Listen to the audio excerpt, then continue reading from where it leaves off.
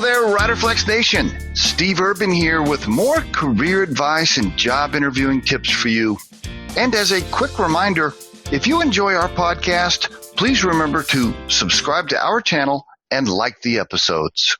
And on today's podcast, a true story I want to share with you about learning who my biological father was and how it ties into encouraging you not to wait. Don't wait to act on something that you really want to do. Life is short, and if you put things off, the opportunities will pass you by. And I want to share this story with you and kind of tie it into some career objectives, especially for entrepreneurs or those entrepreneurs that want to start their own business, etc. I'm going to tie all this together for you, but I wanted to add in this true story about my biological father. So here's the situation. When I was 25 years old, and by the way, I'm 52 now, but when I was 25 years old, my mother decided to share with me that who I thought was my dad really wasn't my biological father. And so obviously that was a shock. For those of you out there listening that you found out you were adopted later in life, you can relate to what I'm talking about. But what happened was I never really acted on it, right? I never really pursued it, not heavily, not in the way I should have. And many years went by, and of course, routinely I would think, boy, I wonder who my biological father is. You know, the dad who did raise me, you know, did a great job, and I really had no reason to find out who my biological father was.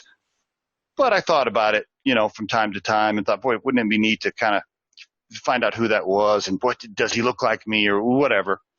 Anyway, I let all those years go by, right? 27 years go by, and I finally sent my information into Ancestry.com, sent in my DNA, and thought maybe I'd get a hit on that, etc. To make a long story short, I did get a hit on it. Some people contacted me. I ended up finding out who my biological father was, and guess what? He died 2 years earlier. Yeah, that's the sad part of this story. I missed it by 24 months. If I had taken some action earlier and pursued what I wanted to do, I might have had a chance to meet him, and I missed that opportunity. And that was another big moment in my life, and that just happened recently. And I thought, boy, how can I tie that into a podcast around, you know, career objectives and things like that? Well, very similarly, I started Riderflex late in life. And for many years, I just worked for somebody else. And I always wanted to start my own business, and I just never did. I didn't act on it. And I started Riderflex 3 years ago when I was 49 years old. And trust me, I wish I had done it when I was 29 years old. And so what am I saying with this podcast, and what do I want to encourage you to do? Here's the deal. If there's something you want to go after, if there's something that you want to find out or you want to pursue or you want to start, go for it. Don't wait around. Life is short.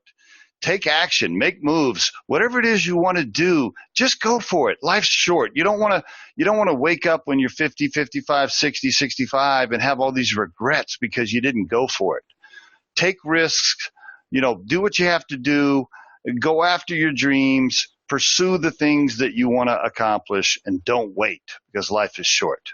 And there is your Riderflex tip of the day. We truly hope you find our material helpful and entertaining.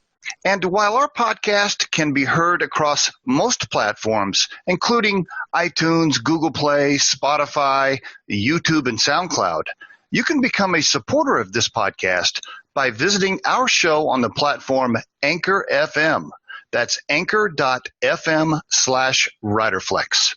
You can also send us your questions or suggested topics for future episodes to the email address podcast@riderflex.com, or drop us a voicemail at 888-964-5876, extension 710. Visit riderflex.com to learn more about us. Thanks so much for listening, folks, and have a great day.